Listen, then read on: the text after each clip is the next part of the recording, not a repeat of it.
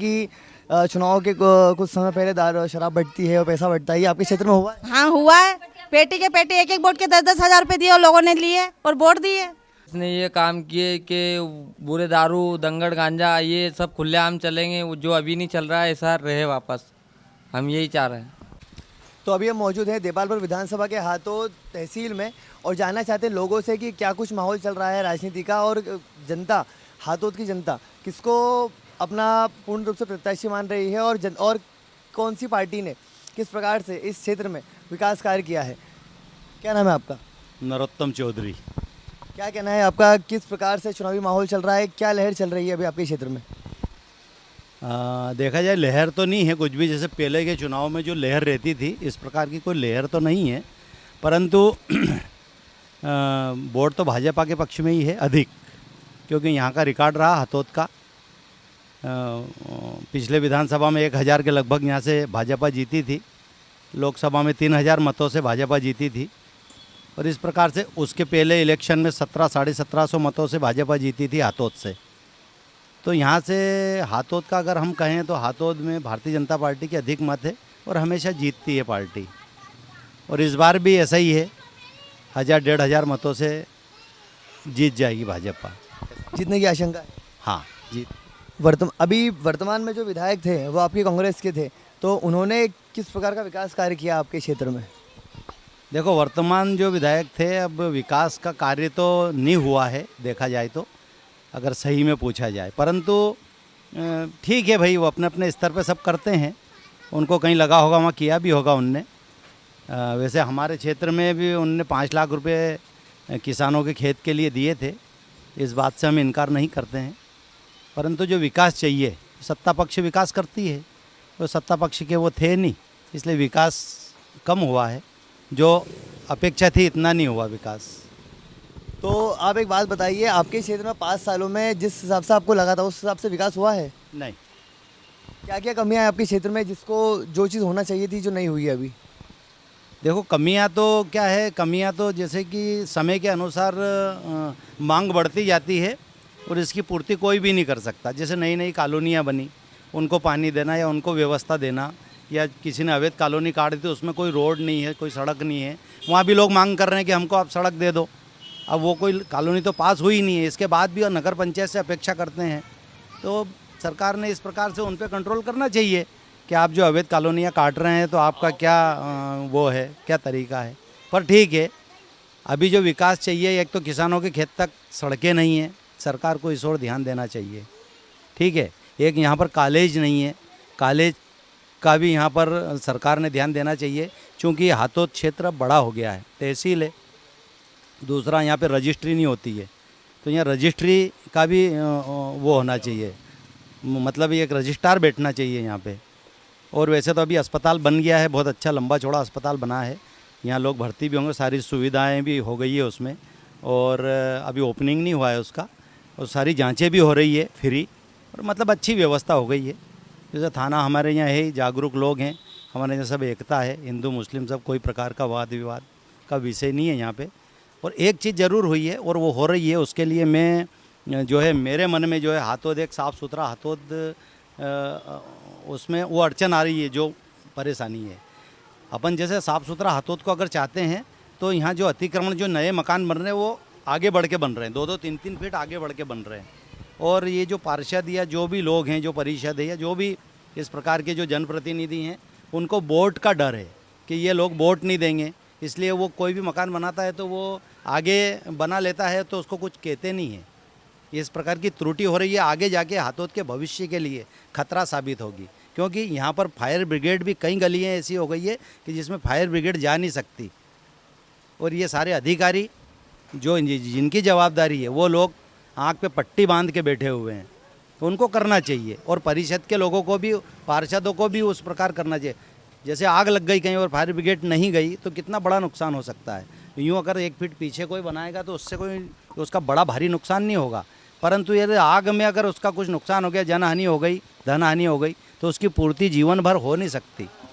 ऐसा कोई हादसा हुआ है, ऐसी कोई आगजनी हुई है जिससे आपको लगा है ऐसा? ना, एक ये अपने 15 नंबर में हमारे गुलाब सिंह जी दुलारे, उनके मकान वहाँ बहुत संकड़ा है, उधर पीछे काची मोहल्ला है, वो फायर ब्रिगेड नहीं गई, बहुत देर तक हम पाइप वगैरह, और गांव के लोग, गाय मर गई, मकान जल गया और बहुत सारे नुकसान हुए। ऐसे कई गलियां हैं जिनमें इस प्रकार की अव्यवस्थाएं उत्पन्न हो रही है। और चाहे तो आज भी अगर नगर परिषद चाहे और प्रशासन चाहे, एसडीएम साहब वगैरह चाहे, तो आज भी जो है वो व्यवस्था हो सकती है।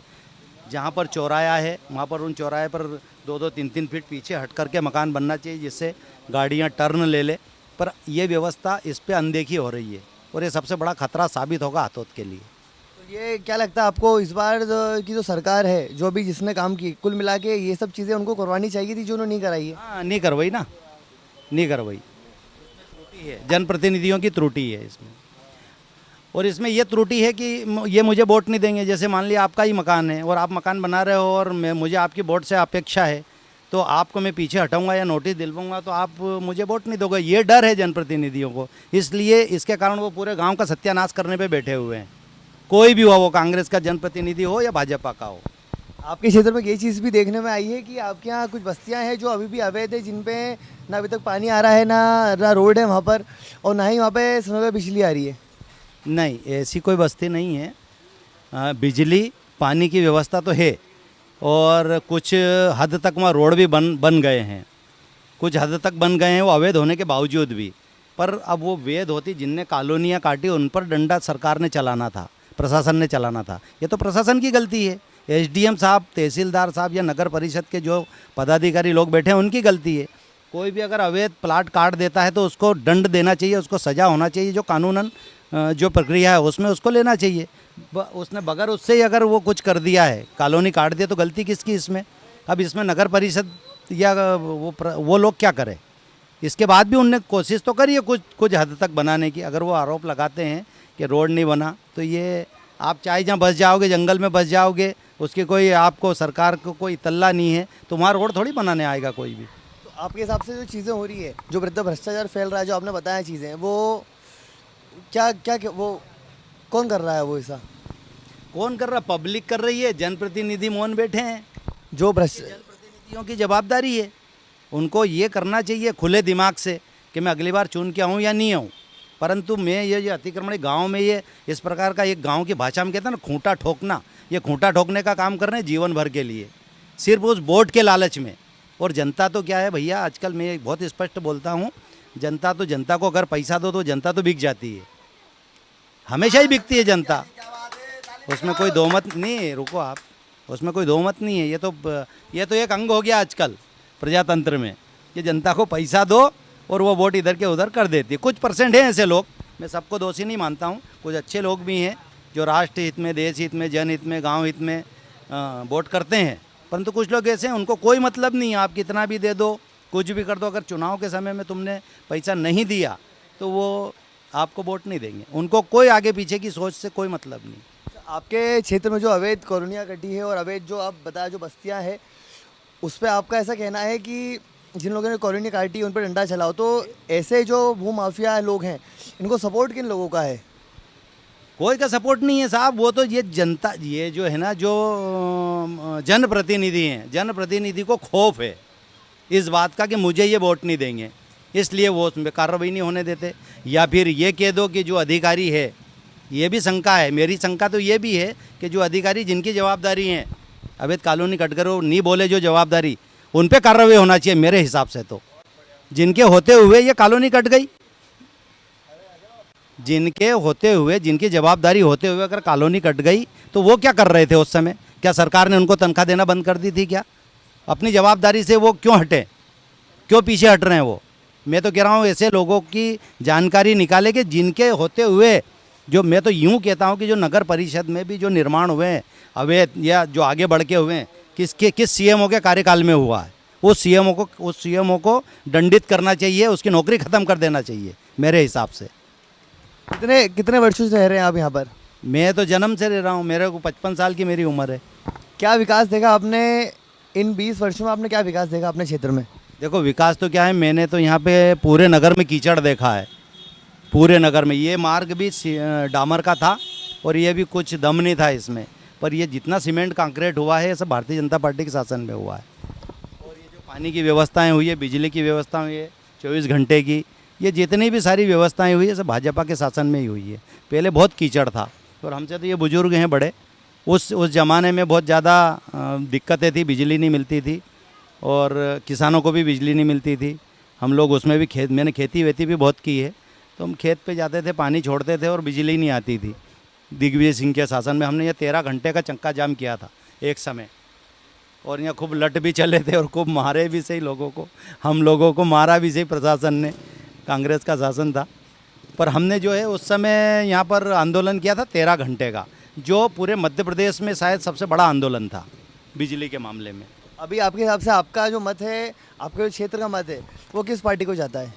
देखो, मेरे मत से तो भारतीय जनता पार्टी विकास कर रही है और वोट जनता ने उसी को देना चाहिए, क्योंकि उससे आशा की किरण भी है और मोदी जी का अच्छा कामकाज है, शिवराज सिंह जी का भी अच्छा कामकाज है। बाकी इधर में जिसका जो मत फिर आगे जिसको जो समझ में आ जाए, सब ज़्यादा भी अच्छे लोग, हमसे ज़्यादा भी समझदार लोग हैं, पर मेरा मत ये है कि भाजपा को देना चाहिए। ठीक है। भैया कंट्रोल में जो सामान मिलता है ना उसको फ्री में दे रहे हैं, और वहाँ से नमक की थैली का 1 रुपये देने का एक होता है, वो भी नहीं देते। जिसकी इच्छा हो दो या मत दो, फ्री में अनाज दे रहे हो। लॉकडाउन लगा जब से, लॉकडाउन में कैसा क्या रहा आपके? अच्छा रहा, इतना भी तकलीफ नहीं हुई लॉकडाउन में। तो उन्होंने लॉकडाउन में भी फिर लोग नहीं निकलते, तो फिर भी अनाज घर पे आके पहुँचाया उन्होंने, घर पे आके दिया उन्होंने। लॉकडाउन में घर पे आके अनाज पहुंचाया उन्होंने। और अभी सुविधा करी ने तो इतनी सुविधा करी रही अभी कभी के नहीं बोले हदम ना तो सुविधा करी है, कोई लाखपति की गरीब की सबकी करी रही अभी तो कहीं कोई गरीब गरीब कहीं नहीं जानी रही अभी सबकी सुविधा करी है। आप एक बात बताइए, अगर आप बोल रहे हैं कि भाजपा ने काम किया है, तो पिछली बार जो विधायक बने थे वो कांग्रेस के किस प्रकार कैसे बन गए थे? ये लोगों ने पैसे खा खा के बने हो, तो लोगों को पैसे दिए और लोगों ने वोट दिए। हमने खाया भी नहीं और हमने लिए भी नहीं और हमने वोट दिए भी नहीं। आपके क्षेत्र में जैसे ये सुना गया है कि चुनाव के कुछ समय पहले शराब बढ़ती है और पैसा बढ़ता है, ये आपके क्षेत्र में हुआ है? हाँ हुआ है, पेटी के पेटी 1-1 वोट के 10-10 हज़ार रुपये दिए और लोगों ने लिए और वोट दिए। हम गर्व से कहते हमने लिए नहीं और हम डरते क्यों है? हमने कितने इस चुनाव में पैसे बढ़े अभी तक और शराब बढ़ी? सब चुनाव छोटे बड़े सब चुनाव में बढ़ते हैं। किस समय पे चुनाव वोटिंग के कितने समय पहले पैसा 4 दिन पहले से बढ़ने चालू हो जाते हो तो कौन बांटता है आके? लोग ही बांटते हैं, जो कार्यकर्ता जो मेंबर है उनके जुड़े हुए वो बांटते हैं। पिछले बार जो कांग्रेस पार्टी जीती इस बार पिछले साल आपके इसमें विधानसभा में, तो उसमें भी कहीं ना कहीं ये चीज़ थी सामने थी, वो तो दिखती है। और आप तुम बोल रहे हो चुनाव हो, तब आपके वीडियो देखना, रात को आके देखना, दिन में देखना, तो पता चलेगा लोग बांटते कि नहीं बांटते और लेते कि नहीं लेते। कितनी बजे होता है बांटने का समय? फिक्स नहीं, पूरी रात चलता है भैया, रात दिन सब चलते हैं यहाँ तो। क्या नाम है आपका? सुरेंद्र वर्मा। क्या लग रहा है आपको, आपके क्षेत्र में किसकी लहर चल रही है अभी? लहर नहीं, काम देख रहे हैं, विचारधारा देख रहे हैं। जनता विचार कर रही है कि देश और प्रदेश की स्थिति पहले कैसे थी और आज क्या है, उसको लेकर के जनता विचार बना रही है। किस प्रकार का विचार चल रहा है आपके क्षेत्र में? देखो, विचार के मतलब राजनीतिक क्षेत्र में राष्ट्रीयता की कमी थी, जो भारतीय जनता पार्टी के कार्यों से थोड़ा ऐसा लग रहा है कि राष्ट्रवादी विचारधारा ने थोड़ा सा तूल पकड़ा है। फिर सनातनी धर्म का जिस प्रकार से विरोध हो रहा है, उसको भी लेकर के भारतीय जनता पार्टी के पक्ष में जनता का विचार चल रहा है। और भारतीय जनता पार्टी ने विकास को मेन मुद्दा बना करके काम किया है। और हाथों में मैं जहाँ तक समझता हूँ कि भारतीय जनता पार्टी के कार्यकाल में जितने निर्माण हुए हैं, काम हुए हैं जनहित के लिए, वो पहले कभी नहीं हुए। जैसे एक बहुत बड़ा हॉस्पिटल निर्माण चल रहा है, भवन चल का, और थाने का भी नया भवन बन चुका है, नगर पंचायत का भी भवन बन चुका है। बिजली विभाग में भी कहीं ना कहीं जाकर के अच्छे काम दिखाई दे रहे हैं। जनता भी जागरूक है और भारतीय जनता पार्टी की विचारधारा को लेकर के जो लोग काम कर रहे हैं, उनके काम की सराहना भी हो रही है।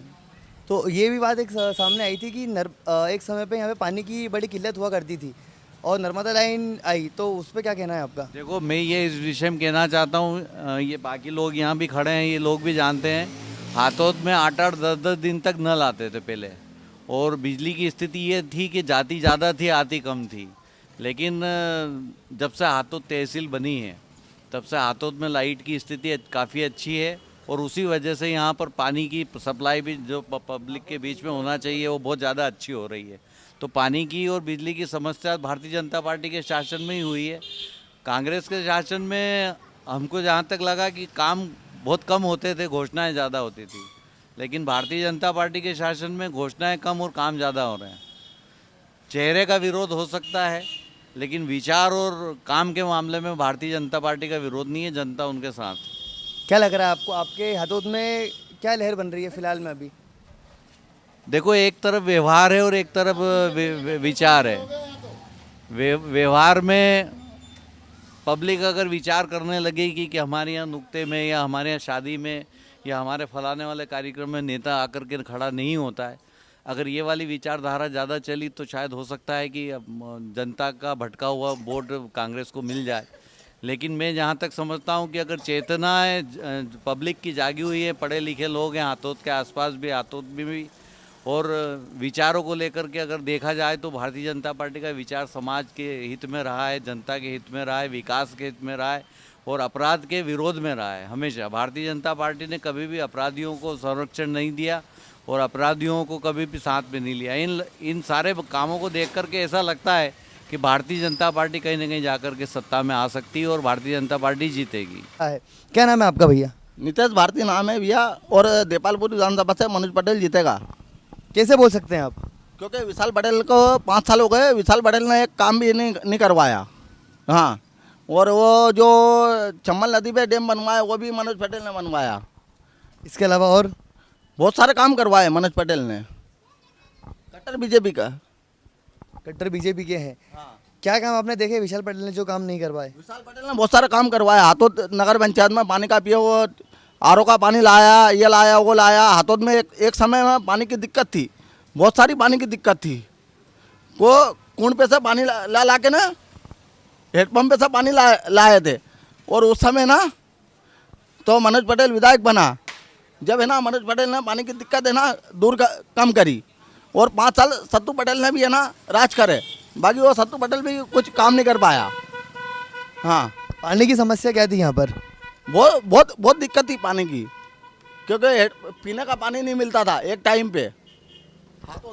अभी अभी अभी वर्तमान में जो आपके विधायक हैं वो कांग्रेस के हैं, तो कांग्रेस के विधायक इसलिए बने क्योंकि कहीं ना कहीं उनको भारी मतों से जिताया गया था पिछली बार। वो एक समाज के नाते है ना वो विधायक बन गए थे। हाँ, कैसे समाज के नाते कैसे? क्योंकि उनको है ना अधिकतर है ना कलोता समाज ने है ना वोट दिए थे, इस कारण से वो विजयी हुए थे पिछली बार। और अब इस बार है ना मनोज पटेल का है ना चांस है पूरे। कैसे, क्या नाम है अंकल आपका? मेरा नाम क़यामुद्दीन, शेख क़यामुद्दीन पहलवान के नाम से जाना जाता हूँ। तो पहलवान जी बताइए, क्या मत है आपका, आपके क्षेत्र में किस प्रकार का विकास हुआ है, और अभी आपका जो क्षेत्र की जनता है वो किसको भारी मतों से जिताना चाह रही है? अब विकास तो साहब दोनों पार्टियाँ ही है और दोनों पार्टियों ने अपना अपना काम बरोबर करे हैं। दोनों पार्टियों ने, कांग्रेस ने भी काम करे हैं, भाजपा ने भी काम करे हैं। ये जो योजना निकाली है भाजपा ने, इसका लाभ क्या मिला आपको? इस बार तो सरकार कांग्रेस की बनना है साहब, वो भले ही कुछ भी करा हो, जो भी करा हो वो ठीक है, बाकी सरकार कांग्रेस की बनेगी। आपके क्षेत्र में 5 सालों में कितना विकास हुआ है? वो तो साहब विकास तो अब सरकार ही नहीं थी कांग्रेस की, तो विकास कहाँ से होगा? विधायक कांग्रेस का था। तो इसका अगर विधायक कांग्रेस का था तो विधायक ने कुछ तो ऐसे कार्य किए होंगे। नहीं, ऐसा काम किया है उनने, जैसे चौधरी जी ने बताया कि 5 लाख रुपए उनने वहाँ पे दिए, जंगल की सड़क के लिए दिए, रास्ते के लिए दिए, ऐसे काम करे हैं विधायक ने। और कुछ तो अंडरग्राउंड भी काम करे हैं। कैसे अंडरग्राउंड काम कैसे किए? लोगों की मदद की है साहब विधायक जी ने। मदद कैसी की है, किस प्रकार की मदद की है? भाई जनहित में ही काम करे हैं उन्होंने। कैसे जनहित में काम किए? भाई जो भी करे हैं वो सबके सामने है साहब, जो करे हैं। आपको क्या बताए कि काम गिना नहीं सकते काम। फिर भी कुछ चंद काम ऐसे जो आप बताएं। हाथों में जो भी काम कर रहे हैं उन्होंने अच्छे करे हैं, और इस बार मालिक चाहेगा तो वोट उन्हीं को मिलेंगे और बराबरी की टक्कर ले जाएंगे। हम भाजपा से हारते चले आ रहे हैं, बाकी इस बार जो है ऐसी उम्मीद है कि हम बराबरी के वोट ले जाएंगे। आप तो बहुत वरिष्ठ दिख रहे हैं, तो आप ये बताइए कि ये ज़रूरी है कि अगर सरकार एक या भाजपा की बने, कांग्रेस की बनेगी, तो बाकी जितने क्षेत्र हैं जो छोटे छोटे शहर हैं और ग्रामीण इलाके हैं उनमें उसी की चलती है जो केंद्र में चल रही है सरकार। जैसा आपने बताया कि काम नहीं हुए, बीच में तो काम नहीं हुए क्योंकि सरकार भाजपा की थी। तो अगर सरकार भाजपा की होगी तो क्या जो शहरी इलाके हैं और ग्रामीण इलाके हैं इनमें अगर विधायक अगर ऑपोजिशन पार्टी का होगा तो क्या यहाँ पे कार्य नहीं होंगे? नहीं, काम तो होंगे साहब, ऐसा नहीं है कि काम नहीं होंगे। भाजपा के प्रधानमंत्री नरेंद्र मोदी हैं तो वो कर तो रहा है, ऐसा मैं भी नहीं कह रहा हूँ कि नहीं कर रहा है, काम तो कर रहा है वो काम का होंगे। क्या क्या क्या करते हैं आप?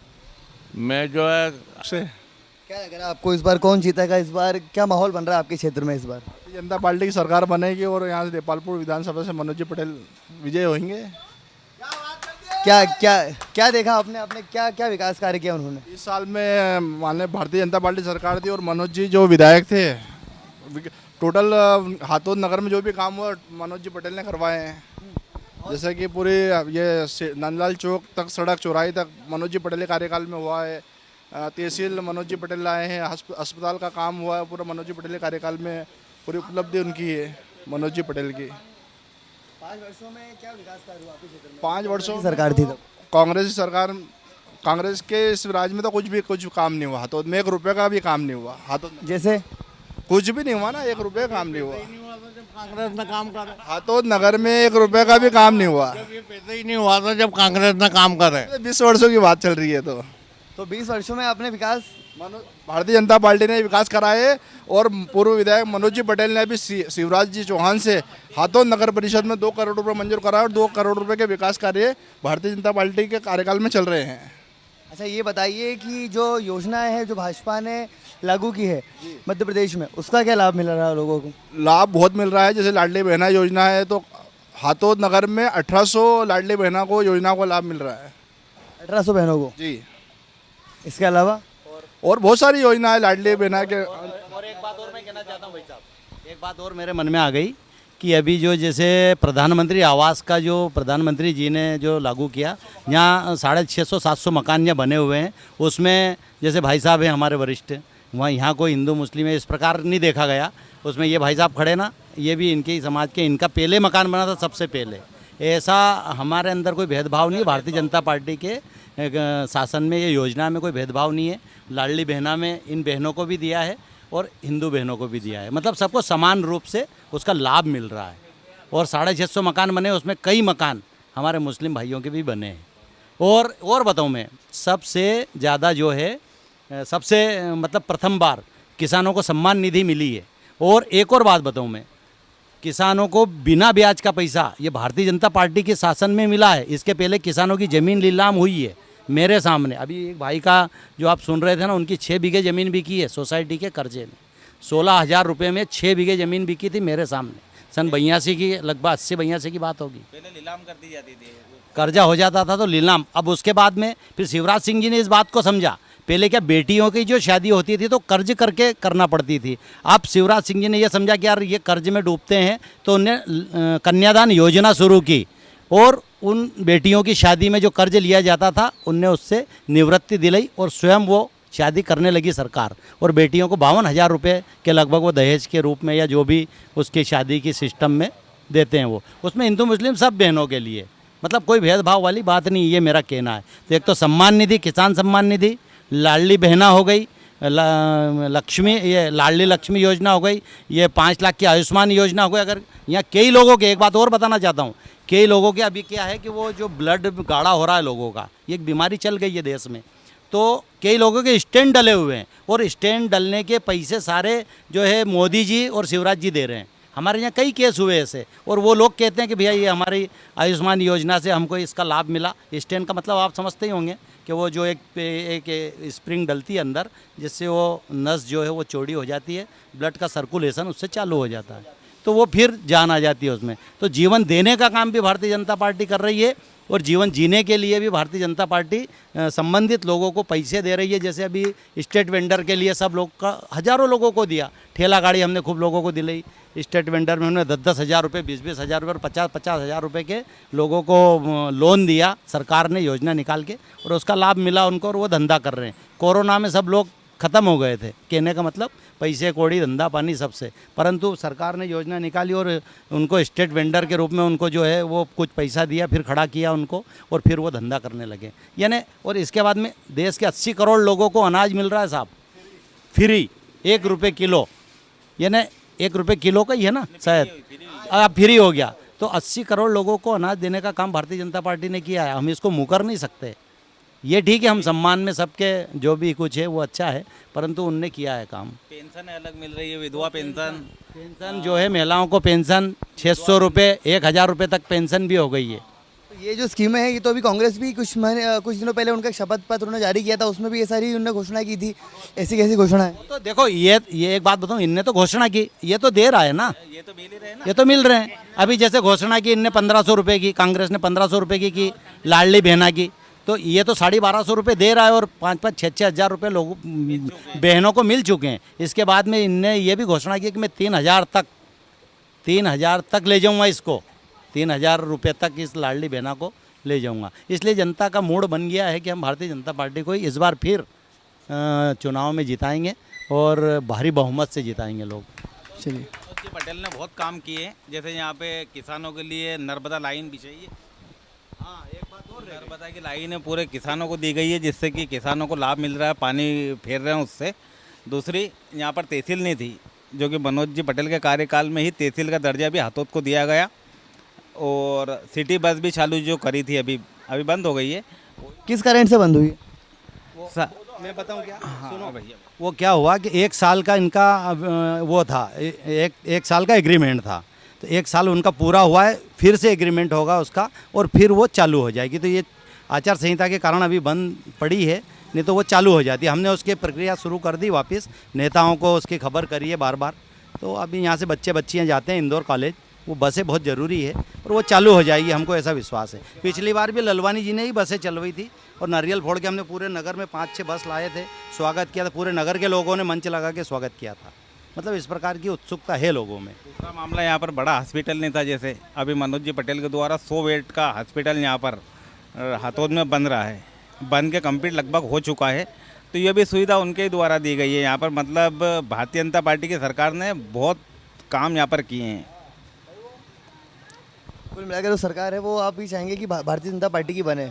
सरकार बनेगी, यहाँ हाथों से जीतते आए और फिर जीत रहे हैं यहाँ से अपन। अच्छा, ये जो आप जो बता रहे हैं भारतीय जनता पार्टी, ये मोदी के चेहरे पे है, बोल रहे हैं शिवराज के कहने पे कि अपने क्षेत्र के? मोदी के चेहरे पे, मोदी और शिवराज जी के चेहरे पे। नहीं, देखो क्या है साहब के जो बड़ा होता है ना, जैसे परिवार में मुखिया होता है, ऐसे मुखिया अभी कौन है? मोदी जी हैं। तो सारा फोकस तो उन पे ही जाएगा ना। ये सब निचले उस पर काम करने वाले दूसरे लोग हैं, बाकी फोकस तो उन पे जाएगा। मुख्य आदमी का नाम लिया जाता है, मुख्य व्यक्ति का नाम लिया जाता है, उसके बाद उसके पीछे सब। ये ऐसा है मामला। नाम है आपका? इंदर राठौड़। क्या लग रहा है आपको, किसकी सरकार बनेगी इस बार? अब के सरकार तो वह शिवराज सिंह की बनना चाहिए, क्योंकि शिवराज सिंह जी ने बहुत काम अच्छे अच्छे कराया। लाडली बहन योजना में काफ़ी पैसा दिया उन्होंने, सबका सहयोग रहा। और अभी शिवराज सिंह जी मतलब वो कर रहे हैं। इसके बाद जो गैस पे मतलब पैसा वो महिलाओं को मिल रहा है, उसमें शिवराज जी का बहुत धन्यवाद देता हूँ मैं। क्या कितने पैसे मिला आपको, कितनी बार पैसा आया आपके पास? अभी 3-4 महीने से पैसे आ रहे हैं। क्या नाम है आपका? इंदर राठौड़। मेरा व्यवसाय है, मैं होटल चलाता हूँ। ये मोदी जी का कहना है, मोदी जी आज देश के प्रधानमंत्री है, वो भी होटल चलाता देश के प्रधानमंत्री बन गए। तो कम से कम उनकी प्रधानमंत्री की तरफ से ये अच्छा हुआ कि उन्होंने अच्छा से अच्छा गरीब से बेरोजगार को अच्छा धंधा दिया, उन्होंने अच्छा धंधा करने के लिए रोजगार दिया। और हमारे नगर परिषद द्वारा मतलब उनको हर को ऋण दिए उनने, और आप अपना बिजनेस चलाइए फ्री, जिसके हमको हर महीने किस्तें देना पड़ती है 800-900 रुपये महीना। तो जैसे आपके जो नज़दीक बैठे उन्होंने ऐसा कहा कि रोज़गार की बड़ी समस्या है आपके क्षेत्र में, यहाँ पे सैकड़ों युवा बेरोजगार हैं, तो इस पर क्या कहेंगे आप? ये तो क्या धंधा है, धंधे के अंदर हर आदमी अपने को जो जैसे आपको लाइन देने के लिए वो अपना अवसर देता है। जैसे मोदी जी ने अभी सबको हमारे यहाँ पे 1-1 हज़ार रुपये दिए थे उनको, 10-10 हज़ार रुपये, और 10-10 हज़ार रुपये में उनका अपना रोजगार चलाओ और आप किस्तें भरते रहो, बिना ब्याज का कोई ब्याज नहीं लगता था उसमें, सबको रोजगार मिलता। अगर आप अपना रिकॉर्ड अगर सही रहेंगे तो दूसरी बार आपको लोन मिलेगा, रिकॉर्ड ख़राब रहेगा तो आपको लोन नहीं मिलेगा। ये भी तो बात है ना। आपके क्षेत्र में हाथोद में क्या लग रहा है आपको, किसकी सरकार बन सकती है इस बार? अब क्या शिवराज सिंह की सरकार बन सकती है। ठीक है। क्या नाम है आपका? लोकेश। क्या करते हैं आप? काम धंधा करते हैं, बेलदारी एलदारी करते हैं, साहब मजदूर लोग हैं हम। क्या लग रहा है आपको अभी इस बार चुनाव में, क्या लग रहा है आपको? इस बार में चुनाव हमारे को बीजेपी लग रही है। किस कारण से? किस कारण से? क्योंकि हमारा कारण अच्छा, उन्होंने काम अच्छा करवाया, व्यवस्थित करवाया। और ये क्या कांग्रेस आ जाएगी तो गंदे काम वापस चालू हो जाएंगे। इस कारण से हम वापस बीजेपी को बिठाना चाहते हैं। क्या गंदे काम किए कांग्रेस ने? कांग्रेस ने ये काम किए कि बुरे दारू दंगड़ गांजा ये सब खुलेआम चलेंगे, वो जो अभी नहीं चल रहा है ऐसा रहे वापस। हम यही चाह रहे हैं। क्या आपने क्षेत्र में आपने ऐसा क्या देखा जिससे आपको लग रहा है ऐसा? हमने छोरों को बिगड़ता हुआ देखा, बीड़ी सिगरेट गांजा जरा जरा से छोरों पी रहे हैं, मज़े ले रहे हैं, तो ये फिर बिगड़ जाएंगे और आगे इनके देख के और दूसरे भी बिगड़ेंगे, तो आने वाली पीढ़ी पूरी ख़त्म हो जाएगी। फिर राज कौन करेगा यहाँ, कौन मज़े लेगा? अच्छा, अभी वर्तमान में जो विधायक रहे हैं उन्होंने क्या क्या कार्य किए हैं आपके क्षेत्र में? विधायक ये तो बड़े लोगों को पता है, बाकी हम तो ऐसे काम धंधे करते हैं, फिरते नहीं है, कुछ भी मज़े शाम को घूमते फिरते हैं, मज़े लेते हैं, ये है। इसलिए हम वापस वो बुलाना चाह रहे हैं कि हमारी मजदूरी हमारे गांव में ही चले, कहाँ बाहर नहीं जाना पड़े हमारे को। जैसे इंदौर जा रहे हैं अभी चौक पे मजदूरी काम करने, तो हमारे को यहीं दो मतलब गांव में ही, वापस बाहर नहीं जाना पड़े इंदौर।